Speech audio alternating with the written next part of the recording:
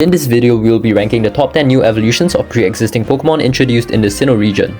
Previously, we went over 12 other evolutions that failed to qualify for the final cut, and today we'll be breaking down the best of the best, as well as what made them so good. For clarification, we'll be going over Gen 4 evolutions of Pokemon from earlier generations. But before we begin, please like and subscribe since over 98% of you guys are still not subscribed. I upload casual and competitive Pokemon content every other day, which takes a lot of time and effort, so just clicking a few buttons helps me out a lot. Thank you. Cracking the top 10 is a Pokemon that would not have made it as far as it did without the mechanic of Mega Evolution. Basically, it seems to be a standard physical attacker, although lacking in the speed department as seen with its base 80 speed stat, which is generally considered painfully slow for a fast physical wall breaker, unless you're Choice Scarf Dracovish of course.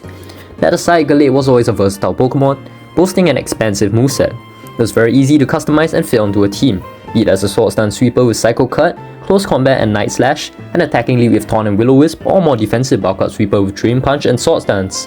And Knockoff. Its ability Justify was pretty okay, receiving an attack boost from a neutral Dark type attack was nothing to complain about. This Pokemon was the Swiss Army knife in mid to low tiers, but it was nothing exceptional since its poor stat distribution held it back. Additionally, its base physical defense was atrocious, meaning that it was prone to succumbing to faster physical attackers. Thankfully, Mega Gallade received generous buffs to its speed, base defense and of course its most prominent base attack stat, which now sat at a whopping 165. It did lose its ability Justify in exchange for Inner Focus, which now prevents flinching.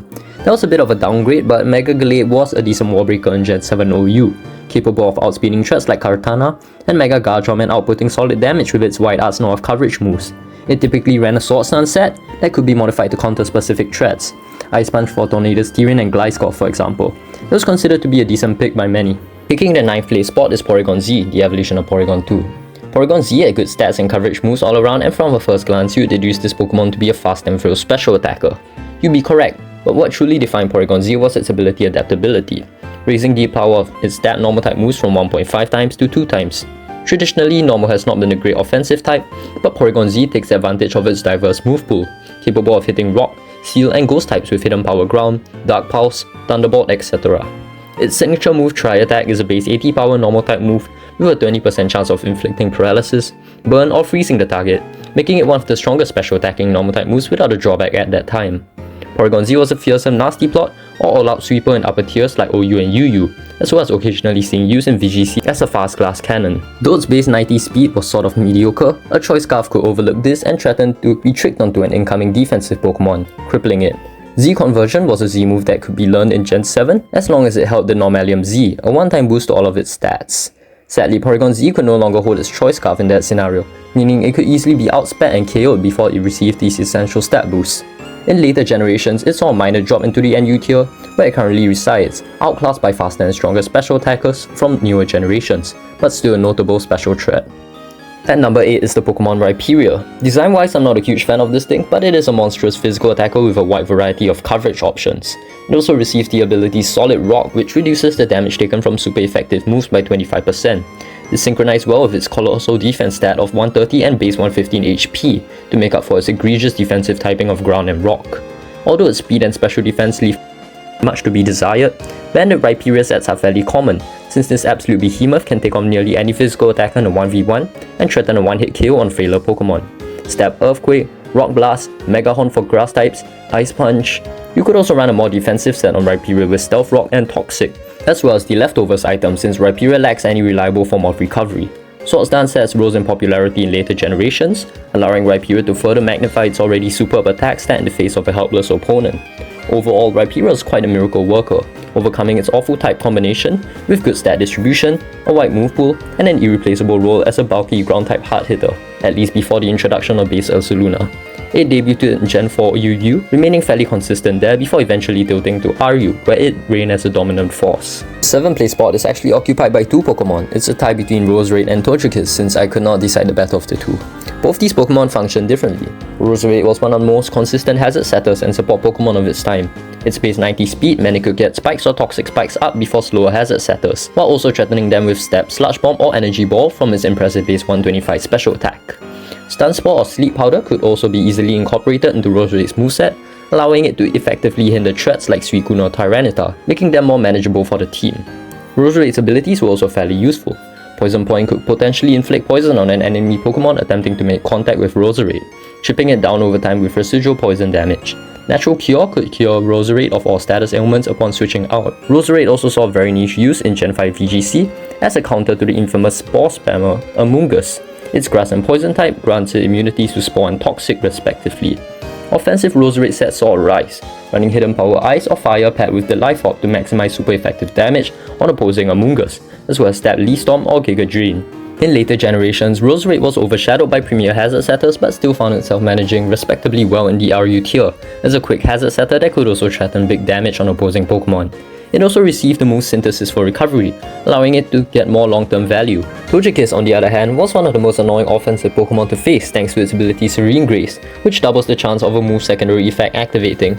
And just like nearly other Serene Grace Pokemon, Togekiss had access to a flinching move, which in this case was Stab Air Slash, a base 75 power move with a now 60% chance of flinching the opponent that initially seemed manageable, especially with Togekiss middling base 80 speed. But no, that was not enough for Game Freak as Togekiss possessed solid bulk, which he could then unsure with Roost for recovery. Not to mention this thing received Nasty Plot to raise its special attack sharply, as well as Thunder Wave to spread paralysis while it lived. Then in Generation 6, Game Freak decided to double down even further and replace its normal typing with the far superior Fairy typing, which meant this absolute demon could now wall the once dominant Dragon types without a care in the world. With its solid base 120 special attack, Togekiss could break through steel types attempting to wall it with moves like Aura Sphere and Flamethrower, meaning the best way to stop this bird would to be with something that could kill it before it even started flinching your Pokemon. Togekiss' relevance as a Serene Grace Air Slash flincher has barely dwindled, and it even poked its head into VGC as a bulky utility Pokemon with Yawn, Follow Me and Helping Hand, or a critical hit farmer, abusing its hidden ability Super Luck, as well as the Scope Lens item for the most critical hits possible. The next Pokemon is pretty incredible and it's one of the coolest looking in my opinion, especially in its shiny form. Yanmega has always been a terrifying special attacker thanks to its high special attack, but primarily because of its amazing ability Speed Boost, which grants it a raise in speed every turn it stays on the field. Most recently, Yanmega proved its worth as a major asset to top VGC player Wolfglick's team in a regional championship tournament. Despite suffering from its lackluster type combination of Bug and Flying, it managed to win a quick 1000 bucks for Wolf as a Tailwind setter, capable of outspeeding Dragapult after only a single speed boost. But what I really want to focus on are Yanmega's merits in 6v6 singles. Nothing can outrun the Dragonfly after a single turn of Protect and Speed Boost, and Stab, Bug Buzz and Air Slash can hit especially hard with a base 116 special attack coupled with a Life Orb. Alternatively, you could ditch the Speed Boost strategy entirely and run Yanmega's other ability Tinted Lens, doubling the damage on not very effective moves. This essentially means Yanmega can hit everything for at least neutral damage, with the exception of 4 times weaknesses. A typical Tinted Lens choice specs set would consist of its dual stat moves like Bug Buzz and Air Slash, Giga Drain for rock types as it was severely weak to, and Psychic for coverage or U-turn for safe pivoting. Yanmega is a glass cannon that functions super well in upper tiers, mostly UU, and could potentially work in VGC with the right moveset and support. And just like that, we've made it into the top 5. This was a tough decision to make, but I eventually settled on Tangrowth, a Pokemon many of you wouldn't expect to be as renowned in the competitive scene as it is. Tangrowth has been a stellar defensive pivot throughout its existence. Upon examining its stats, it does have a glaring weakness to special attacks, with a base special defense of only 50, but its fantastic base HP stat of 100 often makes up for this. Tangrowth is bulky on the physical side, with base 130 defense, and can hit unexpectedly hard with 100 attack, even without any attack investment. It learns supporting moves like Knock Off, Sleep Powder and Stun Spore.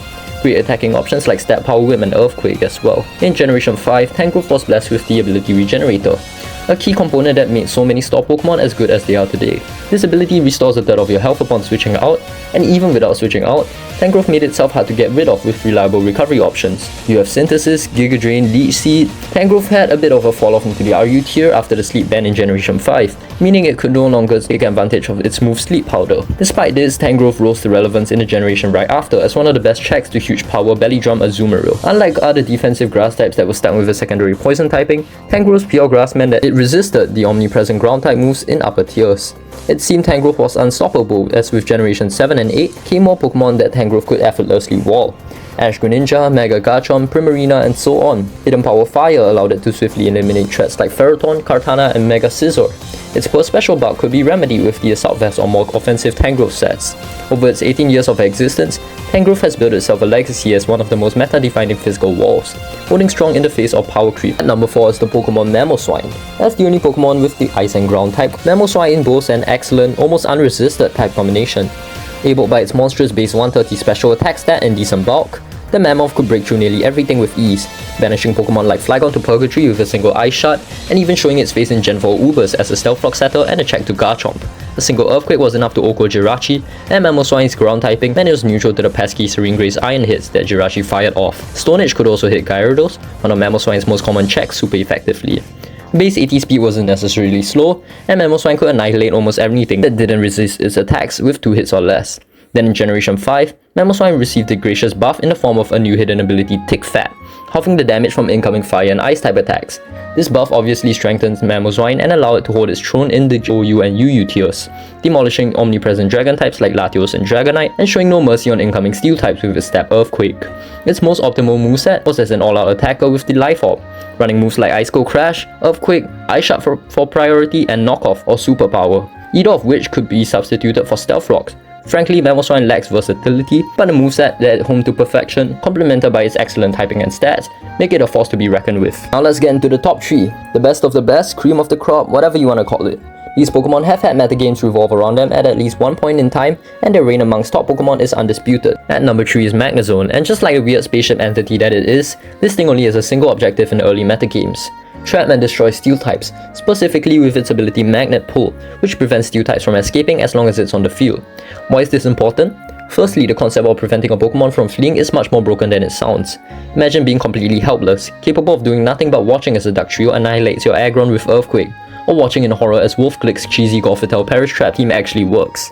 Magnet Pull does just that, except it only works on steel types. And which outstanding Pokemon from Gen 4 OU also happens to be steel type? Oh, I don't know. Skarmory, Jirachi, Empoleon, Bronzong perhaps? 2 of the 4 I just listed get steamrolled by a Step Thunderbolt from Magnezone's Colossal base 130 special attack, whereas another Thunderbolt would easily take out the rest. Being able to eliminate such integral components of the opponent's team was often too overwhelming, forcing many teams to run some sort of Magnezone check. Despite its poor base 60 speed, Magnezone could run as Choice Scarf and Speed Investment to outspeed Dragon Dance Tyranitar, while also actively crippling Pokemon with Thunder Wave, leaving nothing but debris in its wake. With the prevalence of new and improved steel types like Excadrill and Ferrothorn, Magnezone saw no reason not to jump in, unleashing hidden power fires here and there while wielding the Air Balloon to temporarily remove its 4x weakness to ground type moves.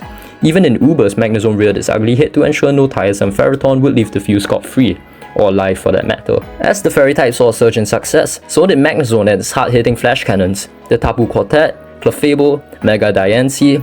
Nothing dared to stay in on a specs boosted flash cannon. Volt Switch also meant Magnezone could slow pivot to its teammate, often tanking hits with ease thanks to its solid base 110 defense and 90 special defense. The loss of Hidden Power Fire was a crippling blow to Magnezone's movesets since its move pool was fairly shallow to begin with, but players knew they had to improvise to prevent the spaceship from falling out of relevancy.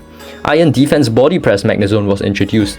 It would double its physical defenses in addition to raising the power of Body Press. Stab Thunderbolt hit as hard as ever, and it could use Toxic to chip down enemies or teleport for an even slower pivot to its teammates. Magnezone found itself in OU for 4 consecutive generations until Scarlet and Violet, where it gracefully fell to RU. There it resumed business as usual, running choice spec sets with the new terrestrialization mechanic to remove its 4x weakness to ground, while firing back with a nasty Terra Blast ground or grass. Taking the silver medal for one of competitive Pokemon's most successful glass cannons is Weavile. Base 125 speed is so incredibly fast for a Pokemon that hits as hard as Weavile does. Dark and Ice is terrible defensively, but who cares about Weavile's bulk when you're outspeeding and threatening KOs here and there? Weavile is, quote, the textbook definition of a late game Pokemon, capable of sweeping a large portion of the metagame. Its traditional set comprises of Swords Dance to boost its damage output, Ice Punch and Night Slash for stab damage, and Low Kick for steel types or Ice Shot for priority, paired with the Life Orb for max damage. And thank goodness they got rid of Pursuit, because imagine if you had a Ghost or Psychic type on the field that couldn't even switch out safely when a Bandit or Life Orb Pursuit from Weavile was staring you in the face. Competitive Pokemon has never faced a shortage in fast physical sweepers, but Weavile has always managed to outshine its competition, with an excellent type combination and a dangerous arsenal of moves. The heavy-duty Boots item synergized well with Weavile, removing its key weakness to Stealth Rock and granting it that beautiful immunity to all hazards. This thing saw usage in almost every metagame: OU, Ubers, VGCs, Statmons, you can name it. The loss of Pursuits was quickly replaced with a slightly more balanced knockoff, and the infamous Swords Dancing Weavile set has remained untouched since its perfection in Generation 8. And finally, the best new evolution from the whole of Sinnoh, a master of its craft and arguably one of the most hated Pokemon to face, is Gliscor, which is nice since Gliscor has been my favourite Pokemon since I touched the franchise. The infamous King of Stall found its home in OU and Ubers even before it received the ability that made it as meta-defining as it was. Its excellent ground and flying type combo meant a hefty total of 3 resistances and 2 immunities to ground and electric, while only suffering from weaknesses to water and ice. Gliscor could ideally operate as a setup sweeper with Swords Dance, Earthquake, and Ice Fang, or a Stormbreaker with Taunt and Knockoff. The bat was also incredibly hard to get rid of thanks to its amazing defensive typing and consistent recovery with Roost. But what truly elevated Gliscor from decent to god status was its hidden ability Poison Heal, which yields a generous chunk of its health as long as it's poison, which you could simply achieve by holding the Toxic Orb item. Think of it as leftovers but on steroids. Suddenly, this versatile Pokemon was entirely repurposed into an unbreakable defensive wall for the better. It leverages its defensive utility to get up hazards like Stealth Rocks and Spikes safely. Gliscor could assist the team by removing crucial health items with Knockoff or inflicting poison with Toxic. All this while sitting back and spamming Protect or Substitute as Poison Heal replenishes its health. Its Swords Dance sets, now improvised with Poison Heal and Toxic Orb, occasionally prevail in upper tiers, making Gliscor a desirable bulky attacker in addition to its previous merits. Gliscor could also run moves like Defog or U-Turn in utility sets, controlling hazards and dealing chip damage while pivoting out respectively. Its base 95 attack was not to be underestimated as it could outspeed and threaten key Pokemon like Adamant Nature Excadrill and Timid Nature Heatran with a super effective Earthquake, as long as it receives some speed investment. In Generation 9, Gliscor truly peaked as a storm monster, earning a ban from OU to Ubers as over 60% of participants collectively voted for its removal. Gliscor has been exalted from a place amongst mortals to a home in Ubers amongst legendaries. Gliscor's most optimal defensive build with Earthquake, Knockoff, Toxic and Spikes, and Protect was somewhat customizable, but why bother changing perfection? Gliscor's typing also grants it an immunity to Spikes and a neutrality to Stealth Rock, further reinforcing its dominance, and after Miraidon's ban from Ubers to Anything Goes, guess who decided to tag along? And that's it for the video, so if you enjoyed, please be sure to like and subscribe because these videos take a lot of time and effort to make, this one in particular. Thanks for watching.